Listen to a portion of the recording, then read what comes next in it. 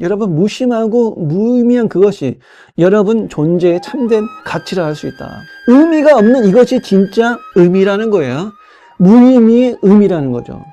답이 없는 그 자체가 이미 답이라는 거예요. 그래서 이 삶은 그대로 사는 것, 숭상선의 말씀처럼 오직 모를 뿐, 그것이 곧 진실이라는 거죠. 이 삶을 전면적으로 수행하는 것, 그것이 곧 진리와 함께 사는 길이라는 겁니다.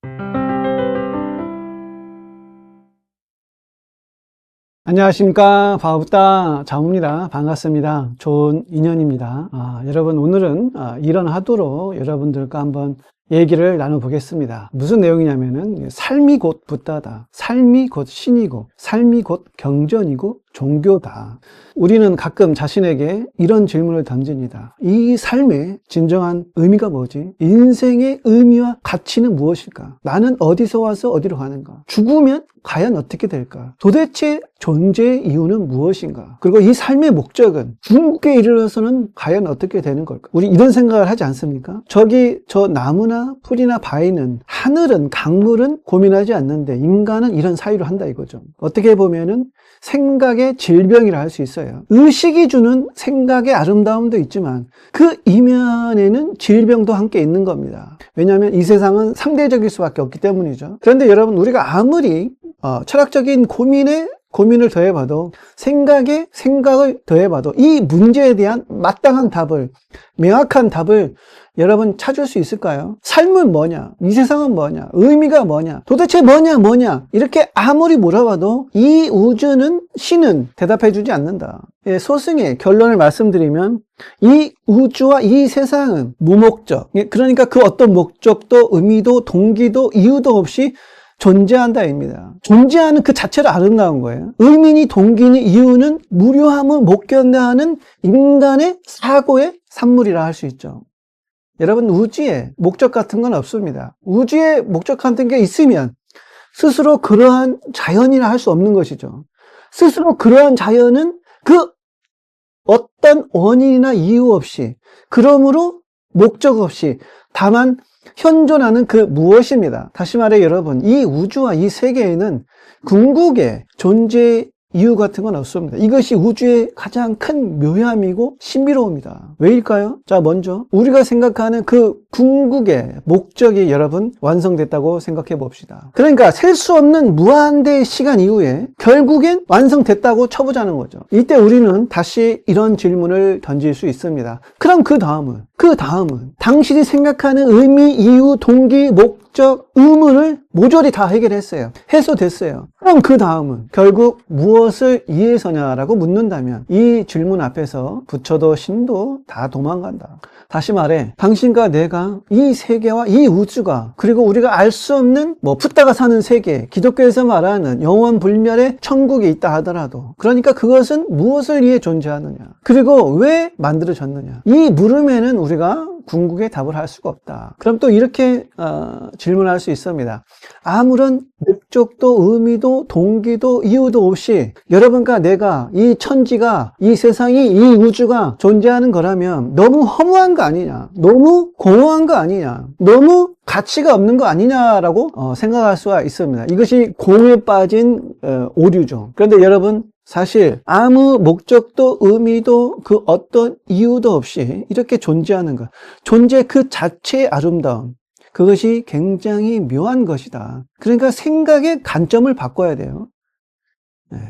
자, 어떤 알 수 없는 근원에서, 그것이 도든 신이든 창조주든 스스로 그러한 자연이든 모든 우주와 은하계와 천지 만물이 생합니다. 여러분들 이렇게 존재하고 있잖아요. 여러분도 있고 저도 있습니다. 그리고 그렇게 생한 모든 것들은 시공간의 지배를 받고 움직입니다. 그리고 언젠가는 반드시 멸하는 시간이 있어요. 이 우주가 그렇고 이 세계가 그렇고 천지 만물이 다 그렇고 여러분과 내가 언젠가는 사라집니다. 재행무상이에요. 존재하는 모든 것들은 시간들의 어떤 길고 짧음이 있을 뿐, 생했다가 머물다가 변하고 사라져 갑니다. 성주개공, 생주이면이다 이렇게 얘기하잖아요. 공으로 갑니다. 그러나 왜 그래야 하는지, 왜 그렇게 존재했다가 사라져가고 다시 나타나고 그래야 하는지, 그 궁극의 해답은 없습니다. 삶은 이렇게 여러분 그저 흐르고 있을 뿐이다. 그저 살아갑니다. 그저 존재합니다. 그저 이렇게 존재하고 있다가, 그저 살다가, 어울리다가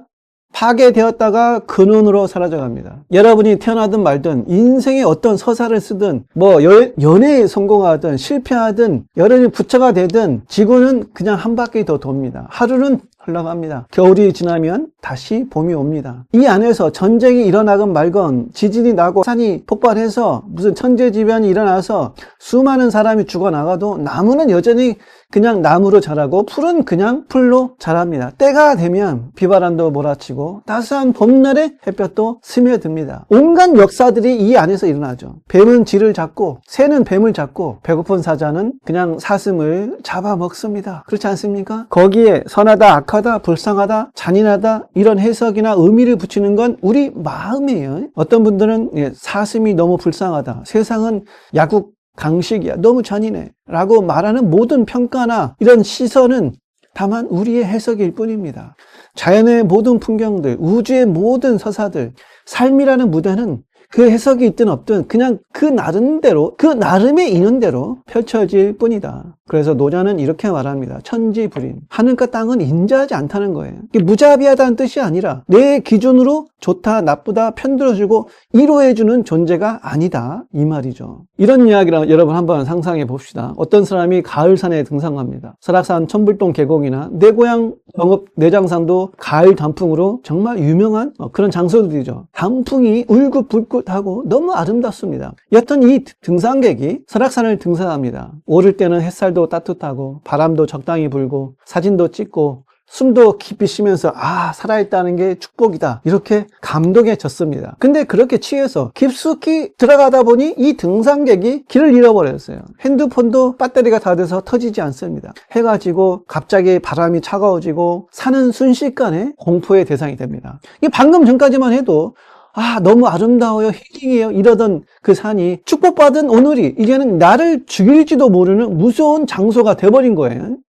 결국 이 등산객이 구조받지 못하고 두려움과 공포 속에서 자신의 생을 마감했다고 쳐보자는 거죠. 자, 여기서 중요한 건 이거예요. 산은 그대로였어요. 단풍도 그대로, 바람도 그대로, 나무와 바위와 계곡들도 언제나 그대로였습니다. 변한 건 낮에서 밤으로 바뀐 상황일 뿐이잖아요. 변한 건 뭡니까? 그의 마음입니다. 낮에는 축복이던 게 밤에는 지옥이 됩니다. 물론 대피소를 찾아 숙소에 머물렀으면 밤의 산과 달빛과 별빛이 아름답다고 감탄했겠죠. 바뀐 건 나의 마음이지 자연은 그대로이다. 이렇듯 이 세계는 우리에게 원래부터 무심합니다. 세상이 잔인해서가 아니라 그냥 자기 갈 길을 갈 뿐이에요. 그래서 어떤 철학자는 이 세계를 무의미의 축제라고 부릅니다. 이런 무심하고 무의미해 보이는 세계 속에서 그래도 뭔가 의미를 찾고 싶다고 발부둥치는 존재가 바로 우리 인간입니다. 실존주의 철학자 알베르 까미가 이런 말을 했어요. 인간은 의미를 갈망하지만 우주는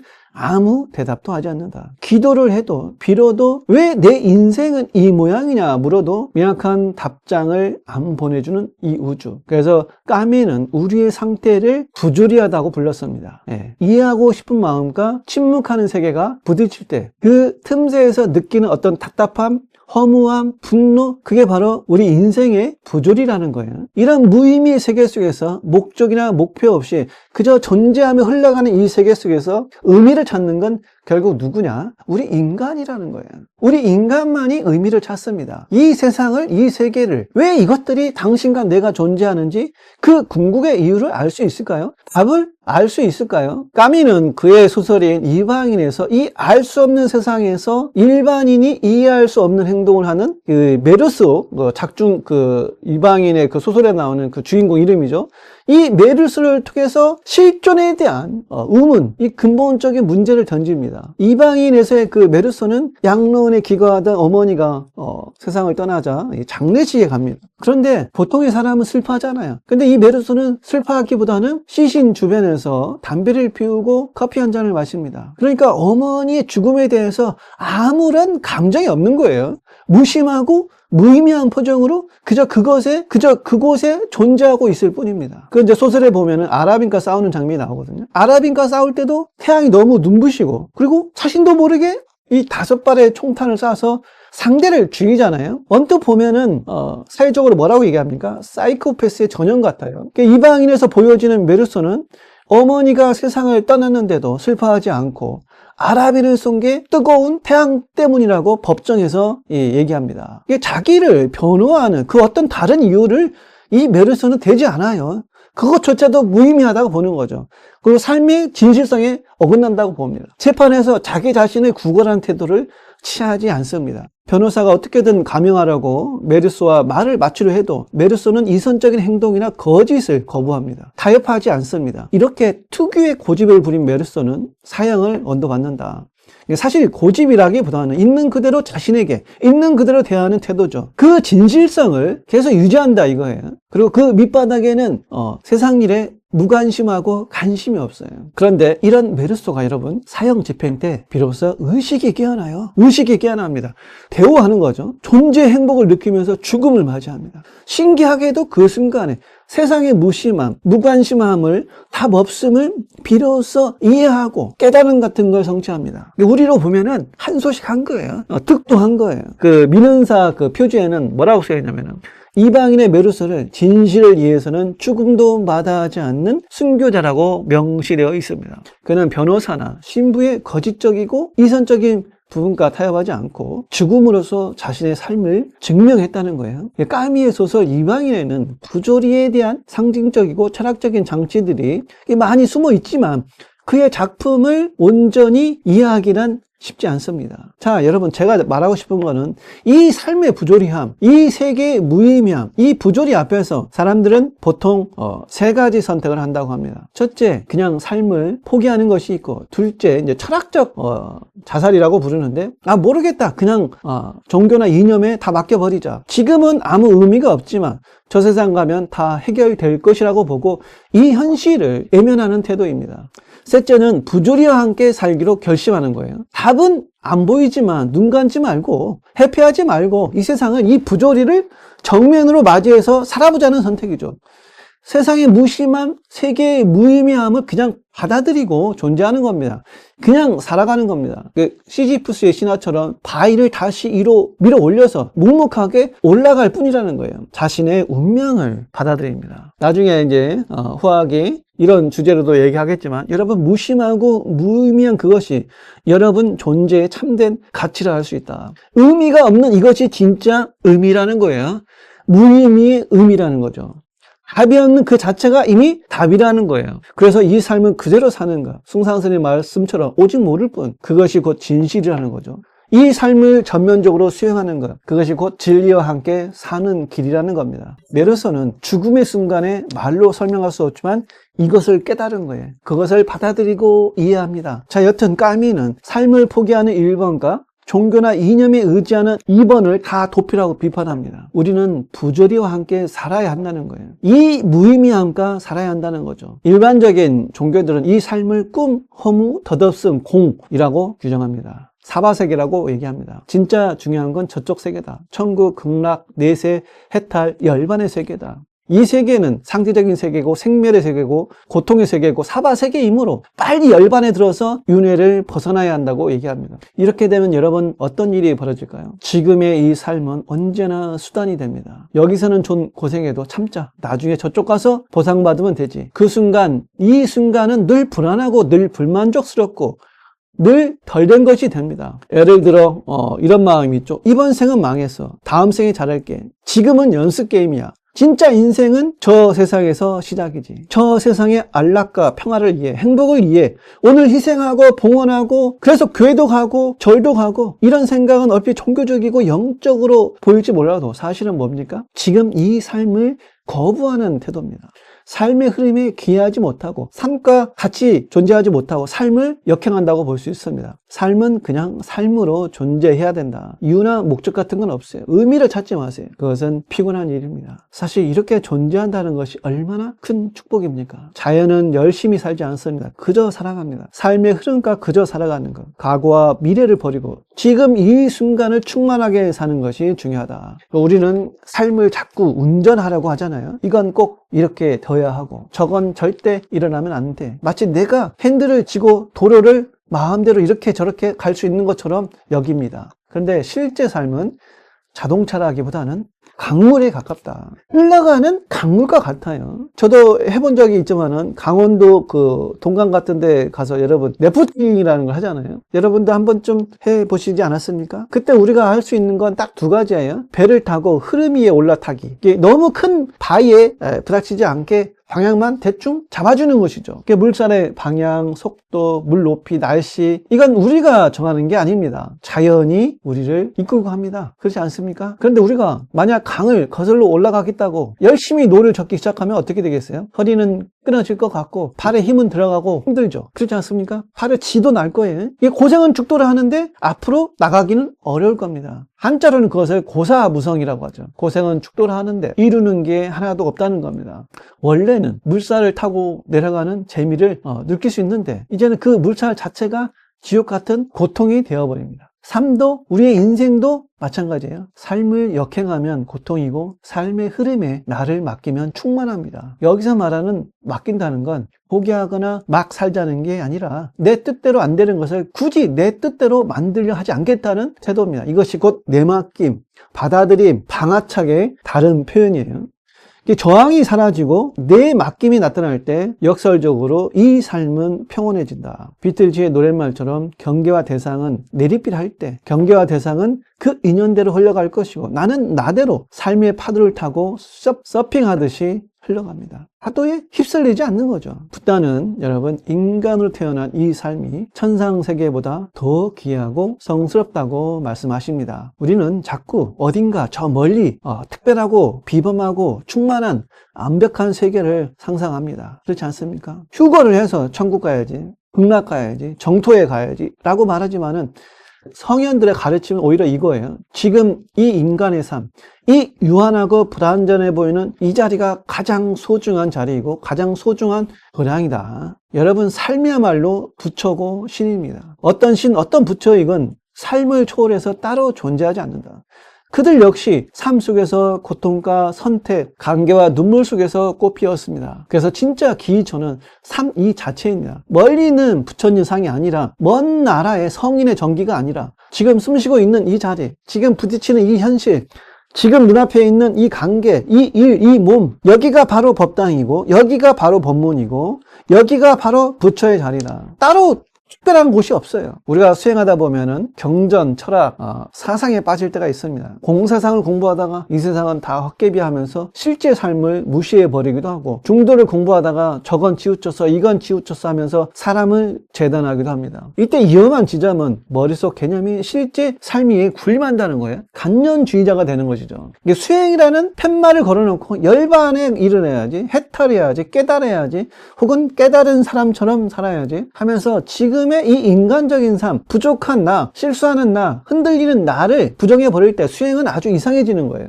그때 우리는 살아있는 진리가 아니라 머릿속 진리 이미지만 붙들고 있게 된다.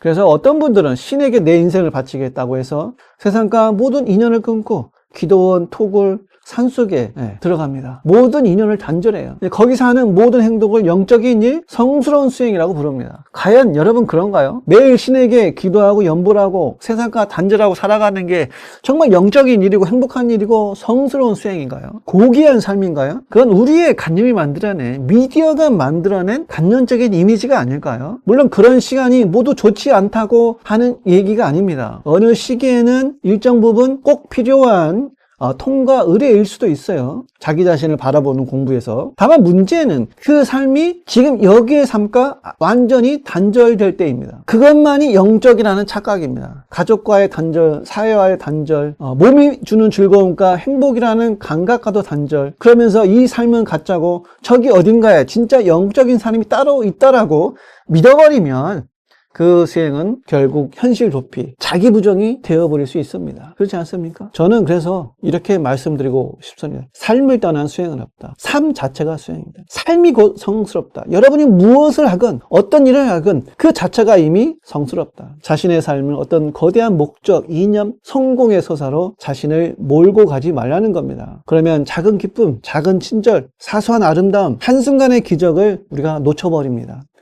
자신의 인생을 거대한 서사로 꾸며야 한다는 강박은 지금 눈앞에 놓인 꽃의 아름다움을 놓칠 수 있다는 거예요.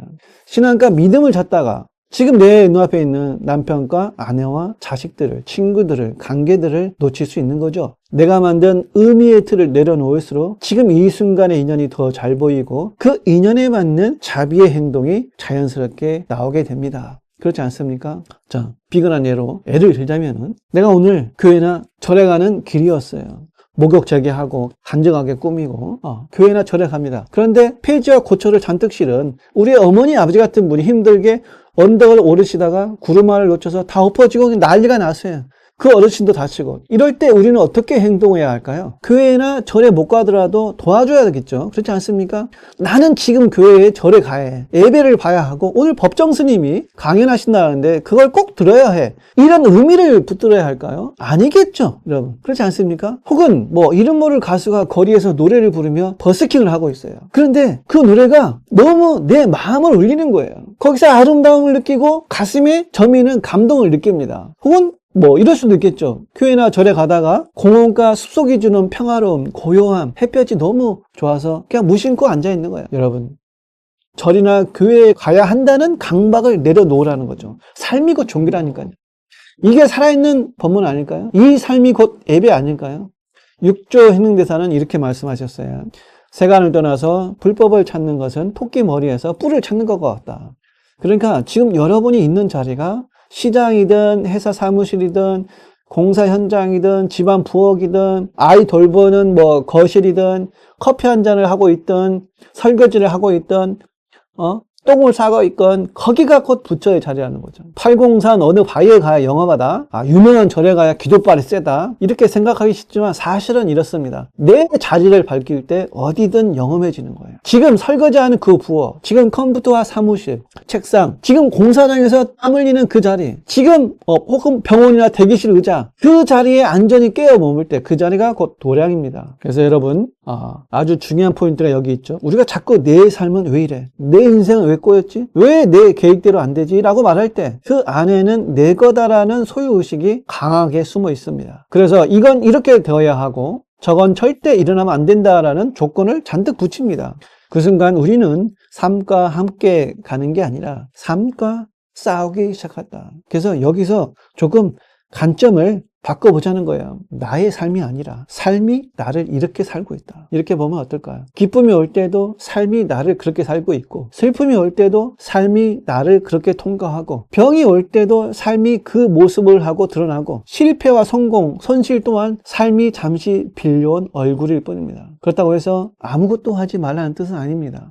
일할 땐 최선을 다하고, 사랑할 땐 끝까지 사랑하고, 할 말은 하고, 할 일은 하되 결과를 움켜쥐지 않는 것, 꼭 이렇게 되어야만 해. 그 마음을 조금씩 내려놓는 것. 그게 바로 삶에 기여하는 자세, 삶에 자신을 맡기는 태도입니다. 정리해보면 이렇습니다. 삶은 원래 무심합니다. 여러분의 상처를 보듬어 주지도 편들어 주지도 않습니다. 다만 이 거대한 삶이란 풍경 속에서 여러분을 놓아둘 뿐입니다. 여러분이 어떻게 살건 관여하지 않습니다. 그 속에서 좋다, 나쁘다, 의미 있다, 없다에 해석하고 의미를 붙이는 건 우리라는 거죠. 까미는 부조리와 함께 살라고 했고, 사르트르는 존재가 본질에 앞선다고 했고, 붓다는 이 인간의 삶이야말로 가장 성스럽다고 가르쳤습니다. 그래서 이렇게 말할 수 있어요. 삶을 뛰어넘는 진리는 없다. 삶이 곧 종교고, 삶이 곧 신이고, 삶이 곧 경전이고, 삶이 곧 붓다다. 우리가 찾는 해탈, 열반, 극락, 천국, 깨달음 모두 다 지금 이 삶을 온전히 껴안고 안전히 살아낼 때 열리는 길입니다. 여러분, 커피를 내릴 때 이 순간 삶이 커피를 내리고 있다를 한번 느껴보세요. 설거지를 할 때 이 설거지하는 손이 그대로 붓다의 손이다라고 한번 속삭여 보세요. 지하철에서 사람들에게 치일 때 이 분비는 지하철, 이 짜증나는 상황도 삶이 나를 통해 체험하고 있는 지금 이 자리구나. 한번 그렇게 알아차려 보자는 거죠. 가족과 말다툼이 일어났을 때 지금 이 불편한 감정, 이 서운함조차 삶이 보여주는 하나의 얼굴이구나 하고 숨을 한번 깊게 쉬어보세요. 그렇게 한 번만 멈춰 서서 지금 이 삶이 그대로 붓다다, 지금 이 자리가 그대로 도량이다라고 느껴보는 순간 우리가 늘 머릿속에서만 찾던 깨달음이 생각보다 아주 가까운 것, 지금 이 자리에서 조용히 숨쉬고 있다는 걸 어렴풋이 느끼게 될 것입니다. 오늘은 삶이고 붓다다, 삶의 이유가 필요한가, 이 하도로 여러분과 함께 얘기를 나눠봤습니다. 여러분, 지금 이 숨, 지금 이 관계, 지금 이 한 걸음, 이 삶 자체가 이미 충분하고 안전하고 거룩하다는 거, 고맙습니다. 좋은 인연 우리 모두 함께 서로가 서로에게 스승이 되면서 이 삶을 칼 세이건이 말하는 대로 우주에서 바라보면 창백한 점 하나잖아요. 이 점 하나에서 어떻게 살아가야 할 것인가를 한번 좀 생각해보는 그런 시간이 되었으면 좋겠습니다. 감사합니다.